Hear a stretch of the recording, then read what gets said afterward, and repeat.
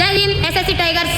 ನಾಳೆ ನಡೆಯಲಿರುವ ಎಸ್ಎಸ್ಸಿ ಜಿಡಿ ಎಕ್ಸಾಮ್ಗೆ ಯಾವ ರೀತಿ ಡಾಕ್ಯುಮೆಂಟ್ಸ್ ಮತ್ತು ಯಾವ ರೀತಿ ನೀವು ಡ್ರೆಸ್ ಕೋಡ್ ಅನ್ನು ಹಾಕಿಕೊಳ್ಳಬೇಕೆಂದು ಈ ವಿಡಿಯೋ ಮೂಲಕ ತಿಳಿಸಿಕೊಡುತ್ತೀನಿ ನೋಡಿ. ಮೊದಲನೆಯದಾಗಿ ಅಡ್ಮಿಟ್ ಕಾರ್ಡ್ ಒರಿಜಿನಲ್ ಮತ್ತು ಕಲರ್ ಪ್ರಿಂಟ್ ಇರಬೇಕು. ಅದರ ಜೊತೆಗೆ ನಿಮ್ದು ಐಡಿ ಪ್ರೂಫ್ ಯಾವುದಾದರೂ ಆಧಾರ್ ಕಾರ್ಡ್ ಅಥವಾ ಪ್ಯಾನ್ ಕಾರ್ಡ್ ಅನ್ನು ಒಯ್ಯಬೇಕು. ಅಷ್ಟಲ್ಲದೆ ಐಡಿ ಕಾರ್ಡ್ ಮತ್ತು ಅಡ್ಮಿಟ್ ಕಾರ್ಡ್ ಅಲ್ಲಿ ಡೇಟ್ ಆಫ್ ಬರ್ತ್ ಒಂದೇ ರೀತಿ ಆಗಿರಬೇಕು.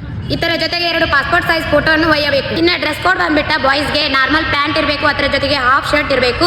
ಇನ್ನು ಕೈಯಲ್ಲಿ ವಾಚ್ ಹಾಕುವಂತಿಲ್ಲ, ಇನ್ನು ಯಾವುದೇ ರೀತಿಯಾದಂತಹ ನೀವು ಮೆಟಲ್ಸ್ ವಸ್ತುಗಳನ್ನು ಒಯ್ಯುವಂತಿಲ್ಲ.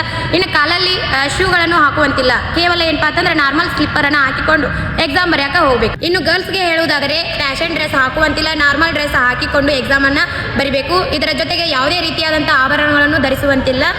ಎಕ್ಸಾಮ್ ಅನ್ನ ಆರಾಮ ಕೂಲ್ ಆಗಿ ಬರೀರಿ. ಯಾವುದೇ ರೀತಿಯಾದಂತಹ ಕ್ವಶನ್ ಪೇಪರ್ ತಪ್ಪು ಬರುವುದಿಲ್ಲ.